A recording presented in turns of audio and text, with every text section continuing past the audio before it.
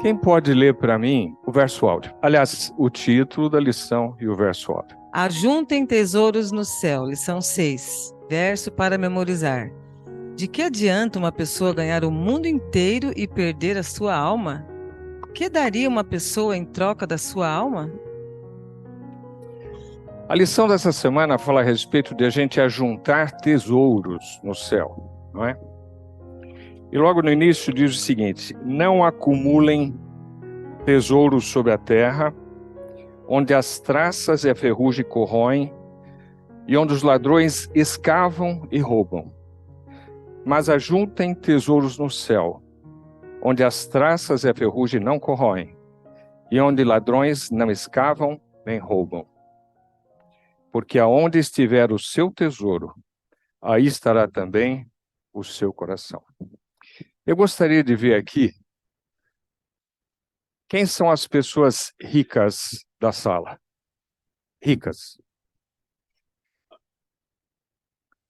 Quem são as pessoas que têm ricas em bens materiais e que têm acumulado tesouros nessa terra? Quantos? Deixa eu ver as mãos.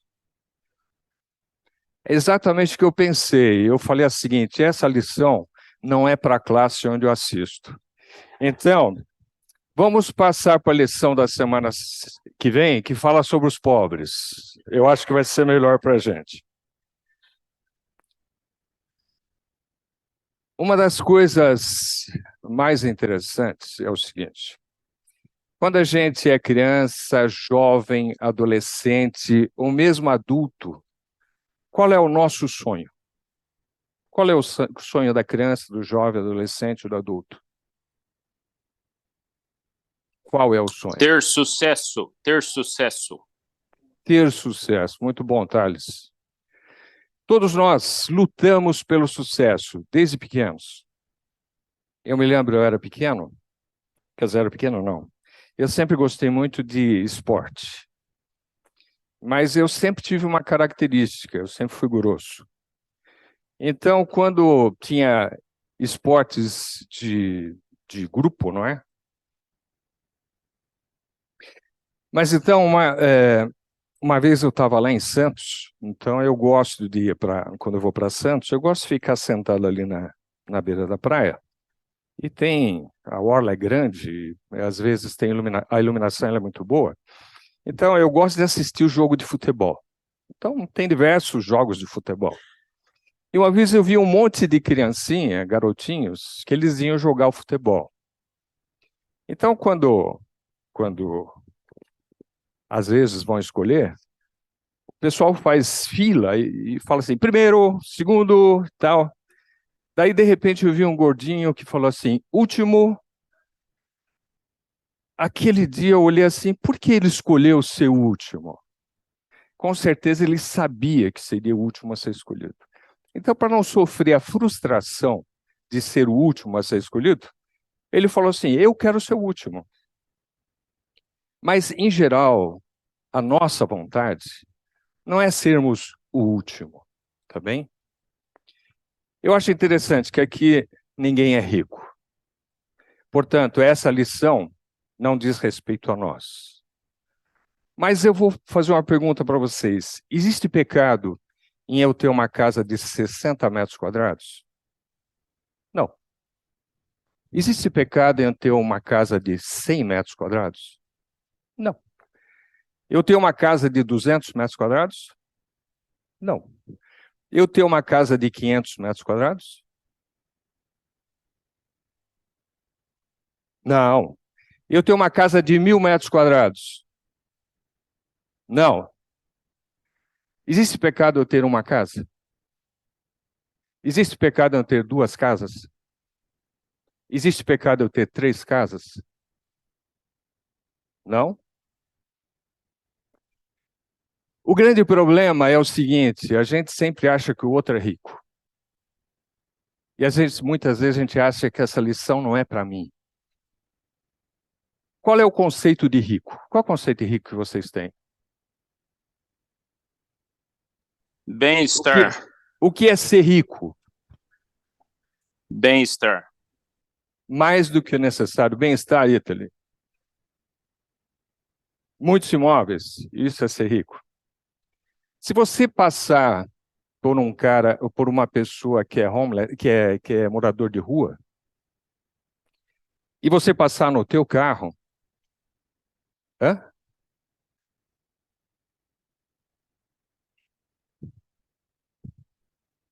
Meu, já estou nervoso, ainda vocês ficam...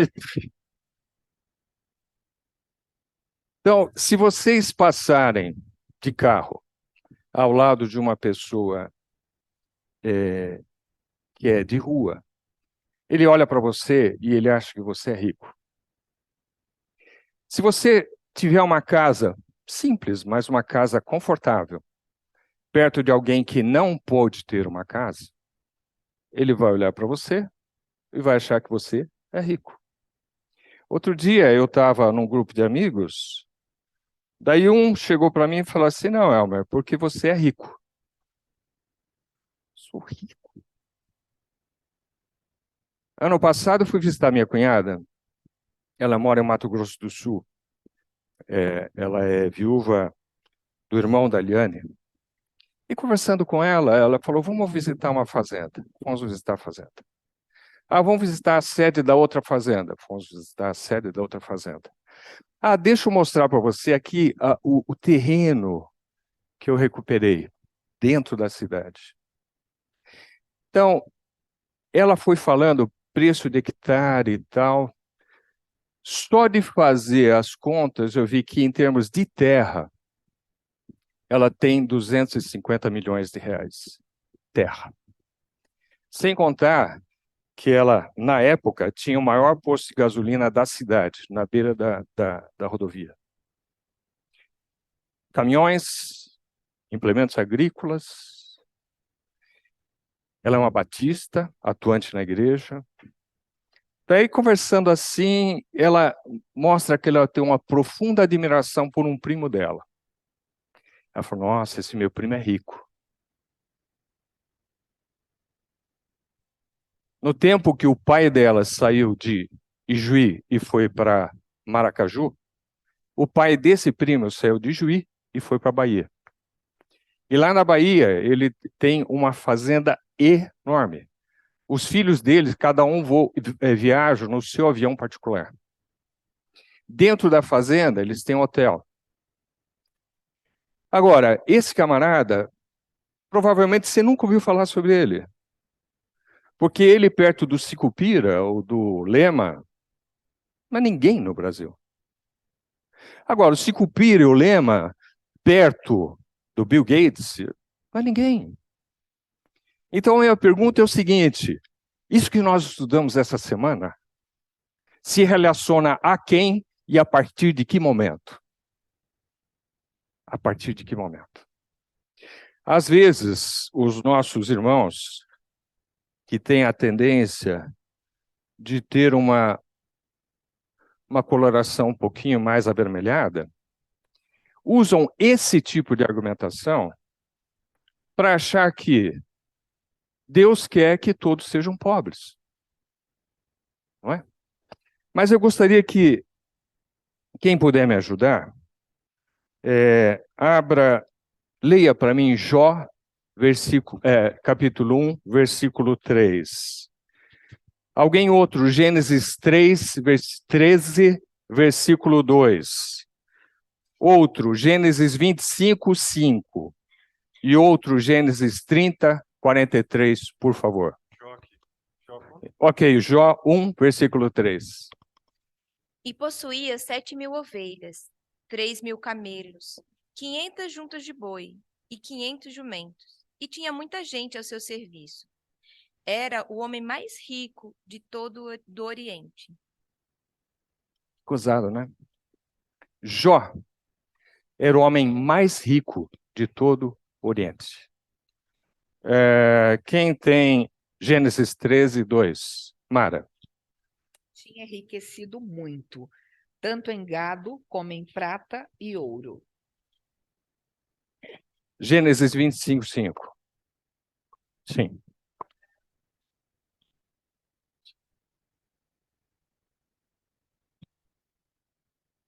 Pode ser. Abraão deixou tudo o que tinha para Isaque, mas deu presentes para os filhos das suas concubinas. E antes de morrer, separou-os de Isaque e mandou que fossem morar na terra do Oriente. Abraão deu toda a sua riqueza para Isaque. E por fim, quem era Jacó? Gênesis 30, versículo 43.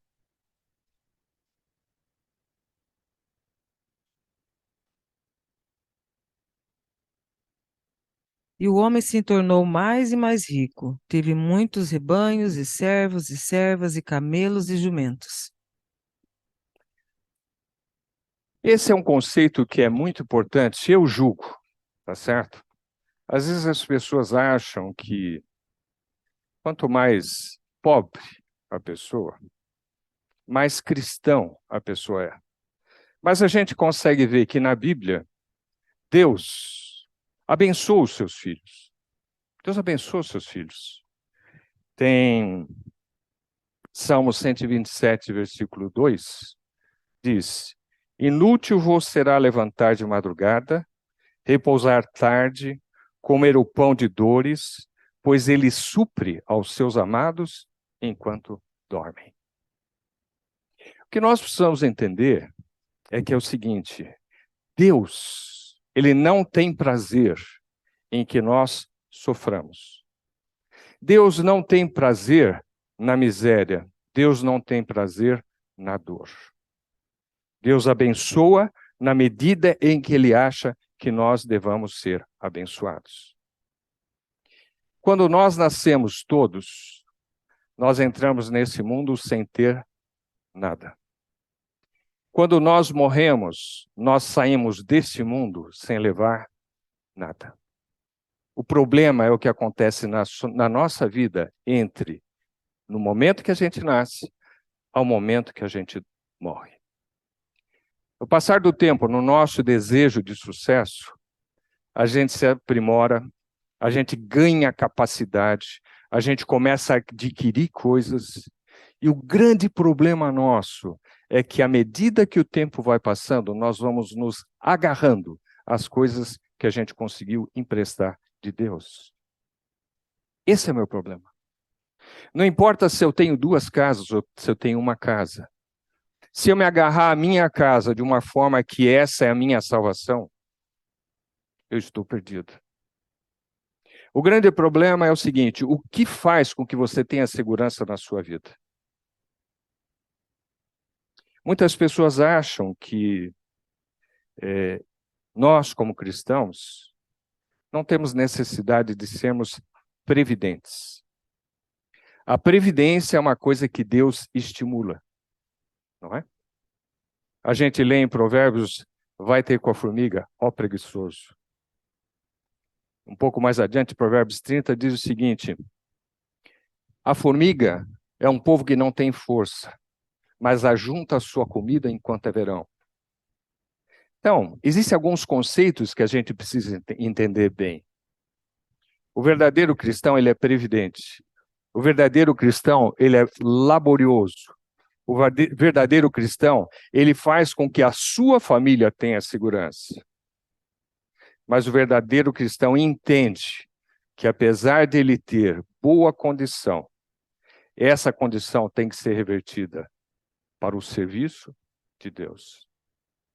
Interessante que, falando sobre Ló, o Espírito de Profecia diz o seguinte: Deus não tem problema com a riqueza.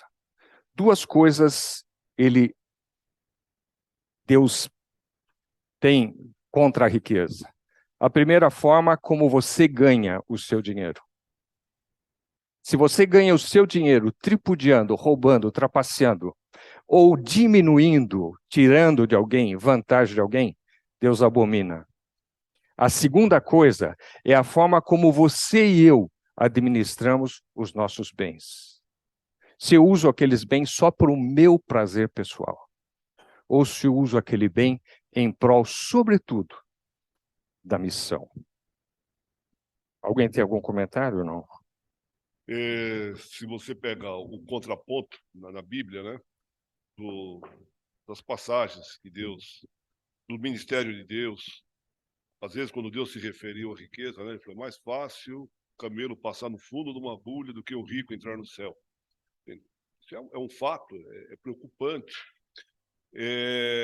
Quando você pega o mundo nós vivemos, aonde o bem-estar social está bem na frente do nosso, existe uma secularização. O bem-estar me traz tudo o que eu preciso. Logo, eu não tenho uma necessidade premente de Deus. Você vê a América no passado, quando lutava para crescer, onde trabalhava-se muito, não tinha riquezas abundantes ainda, era uma América cristã. Toda ela, quase na sua maioria. A passar do tempo que ela desenvolveu, criou bases, criou riqueza, gerou muita riqueza, hoje, quase que tecnicamente, é uma América secularizada também. Então, o grande problema da riqueza não é em ter muito, é como você usa. Olha, grande parte do ter, vou falar em termos de riqueza, o grande problema do ter é quando você tem alguma coisa, de que forma você usa isso, de que forma se administra isso. É para a honra e glória de Deus, para o avanço e desenvolvimento da obra, ou é para o teu uso pessoal? Então, eu posso ter um carrinho HB20, não, mas eu vou comprar agora um carro mais SUV boa, pesada, porque os meus amigos têm, então eu quero ficar no status deles, eu quero parelhar com eles. Aí você começa a usar isso em benefício pessoal e, normalmente, quando você olha essa questão do ter, é uma situação, assim, às vezes até triste. Você vê que as pessoas se afastam do convívio da igreja, do convívio da irmandade. Esses dias um cliente meu falou, cara, tô cansado, todo mundo vem pedir para mim, vem pedir, cara, me cansei disso. Entende? Então, são coisas assim que, se você pega o exemplo que você citou, e foi bem na linha que eu pensei a lição, né? Todos esses exemplos eram homens em que Deus confiou para eles, deu para eles riqueza, e a Bíblia mostra que eles eram ricos. Mas todos eles, em algum momento da vida, se entregou a Deus, entende?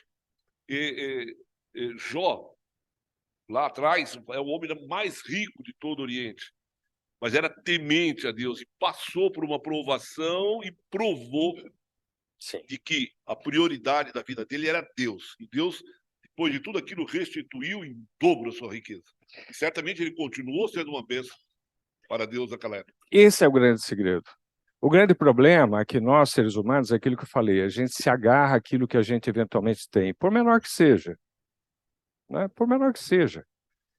Eu tenho 4 netos e eu vejo. Então, aliás, todos nós temos 2 naturezas, né? Nós temos a natureza carnal e a natureza espiritual. Depende da natureza que a gente alimenta, é aquilo que a gente vai ser. Quanto mais eu me alimento espiritualmente, mais espiritual eu vou ser. Quanto mais eu me alimento carnalmente, mais carnal eu vou ser. Por isso que é dito que de manhã cedo a gente deve procurar ler a Bíblia, deve estudar, fazer meditação, para ter um maior contato com Deus. Eu alimento a minha alma, a minha natureza espiritual antes de eu sair de casa, porque a minha natureza carnal eu não preciso alimentar. E aí eu sair de carro, na primeira esquina, minha natureza carnal ela já começa a ficar, né? Porque alguém me fechou, alguém está me passando, vem uma moto por aqui, então... E o grande problema é isso, à medida que a gente vai tendo mais ou menos, a gente tem a noção de que aquilo é meu e é para o meu uso.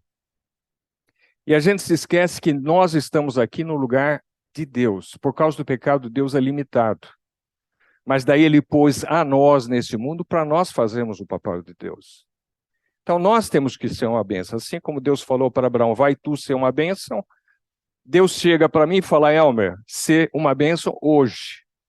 E fala para você, ser uma bênção hoje. Eu todo dia de manhã falo, meu Deus, 2 coisas eu peço, sabedoria. Eu falo assim, não sei por que o Senhor não me dá sabedoria. Sabedoria. E a segunda coisa é que eu seja uma bênção.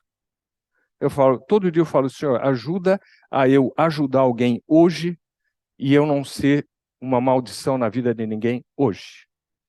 Essa é a minha oração, sim. Pecado, a raiz de todo pecado é o orgulho, né? E aí, ou escutando você falar, eu fiquei pensando que o problema muitas vezes é que você acha que você conseguiu as coisas.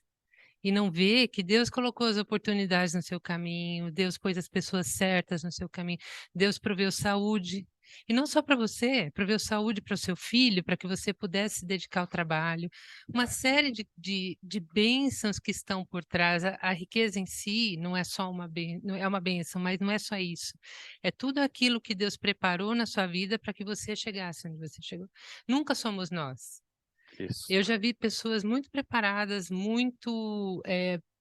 que você dizia, essa pessoa vai muito longe e tal, terem problemas enormes, fazerem coisas erradas porque se renderam a uma tentação e perder tudo. Exato. Então, é Deus que provê tudo. A gente tem que ter essa consciência de que não somos nós, nunca. Eu achei importantíssimo o que você falou, porque eu concordo totalmente. Às vezes, a gente passa por períodos da vida, a gente fala, nossa, está tudo muito bem, tudo tranquilo. Mas a gente não tem ideia o tanto que os anjos estão indo na frente, aplanando o nosso caminho. Eu acho que todos nós temos esse espírito. Por isso que o Espírito de Profecia fala no livro Educação, não devemos ter nem nada quanto o futuro, a menos que nos esqueçamos de que como Deus nos guiou no passado. Isso é uma coisa que a gente tem que ter na cabeça. Várias vezes eu paro para pensar na minha vida. E eu vejo momentos de crise grande que eu tive, e de repente, algumas saídas que houve, que eu falei, gente, como é que pode isso? Daí você é tentado a falar, nossa, isso foi uma baita coincidência. Não foi. Foi previdência. Deus está conosco. É o que eu li aqui, não é? Enquanto você está dormindo, Deus já está preparando o teu caminho para o dia seguinte. Isso a gente precisa entender. E isso é a maior riqueza na vida do cristão. Deus na minha vida. Não é o quanto eu tenho na conta bancária. É evidente que eu, como ser humano, acabei de falar, eu tenho que fazer providências, não é? Eu tenho que providenciar. Eu tenho que providenciar o meu futuro, eu tenho que pensar que um dia eu vou envelhecer, eu tenho que pensar que eu vou adoecer, eu tenho que pensar que eu posso ter uma intercorrência na minha vida. Então eu tenho que fazer providências na minha vida. Mas Deus faz a previdência na maior parte da minha vida. E isso a gente tem que ter firme na nossa mente. E eu vou terminar citando o seguinte. Eu quero ler para vocês Hebreus 11, 35 a 40. O grande segredo da nossa vida é o seguinte: o que é ajuntar tesouro no céu? Ajuntar tesouro no céu é eu estar envolvido na missão. Isso é juntar tesouro no céu. Não importa se a minha conta bancária é pequena, se a minha conta bancária é grande. A Bíblia diz que eu tenho que ajuntar tesouro no céu. Pode ser que eu tenha um vício, e esse vício seja o que me prende a essa terra. Pode ser que eu tenha alguma deturpação moral, e essa deturpação moral seja o que me prende a esta terra. Foi falado com relação ao tesouro e ao dinheiro, porque se o vício não prende a todo mundo, se uma deturpação moral não prende a todo mundo, mas o dinheiro é uma coisa que pega a maioria de nós. Por isso, sim, por isso que foi falado sobre dinheiro. É o que mais pega a gente. Mas o que nós temos que fazer? Nós temos que estar envolvidos na missão. De que forma? Não sei. Eu tenho que estar preparado para os meus bens, em algum momento, eu abrir mão deles em prol da missão. Será que eu estou preparado para isso? Queira Deus que sim. O meu tempo, ele tem que ser, em primeiro lugar, com a visão da missão. Uma vez eu conversei com um cunhado meu que é pastor, eu falei, putz, você sabe que lá atrás eu tive vontade de abandonar a medicina e fazer teologia? Eu nunca falei isso para minha esposa. Né? E ele falou para mim o seguinte, você está completamente enganado. Deus te deu a bênção de você ter o dom da medicina. Seja uma bênção na medicina. Você é empresário? Seja uma bênção como empresário. Você é advogado? Ou você é... Seja uma bênção na tua profissão. Deus precisa de nós como indivíduos na nossa profissão. Se nós fizermos isso, nós estaremos acumulando tesouros no céu. E eu não citei, não entrei no exemplo de Noé, que vocês sabem, que é um camarada que durante 120 anos abriu mão da vida dele para construir uma arca, num sonho, num momento que nunca aconteceu o que ele estava pregando. Com certeza, pelo pessoal, ele foi chamado de terraplanista, né, e outras coisas mais. Abraão saiu num lugar num momento em que não tinha nenhuma segurança. A maior segurança naquela época era você estar no meio do teu clã. Ele abandonou o clã para ir para um lugar, foi prometido uma terra para ele, ele andou mais de 2.000 quilômetros, ele andou por 215 anos, e quando ele morreu, ele não tinha o pedaço de terra que dava para pôr o pé dele. O único bem que ele tinha era aquele mazumel de Macpela, aquela rocha, um buraco para ser enterrado. Assim foi Isaac e Jacó também.